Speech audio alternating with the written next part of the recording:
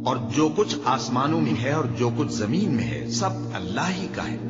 वो जिसे चाहे बख्श दे और जिसे चाहे अजाब करे, और अल्लाह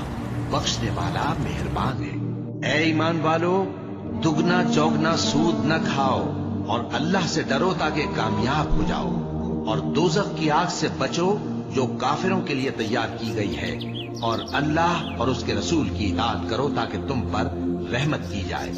और अपने परवरदिगार की बख्शिश और उस बहिश्त की तरफ लपको जिसका अर्ज आसमान और जमीन के बराबर है, और जो परहेजगारों के लिए तैयार की गई है, जो आसूदगी और तंगी में अपना माल अल्लाह की राह में खर्च करते हैं और गुस्से को रोकते और लोगों के कसूर मुआफ करते हैं, और अल्लाह नेकूकारों को दोस्त रखता है। और वो कि जब कोई खुला गुनाह या अपने हक में कोई और बुराई कर बैठते हैं तो अल्लाह को याद करते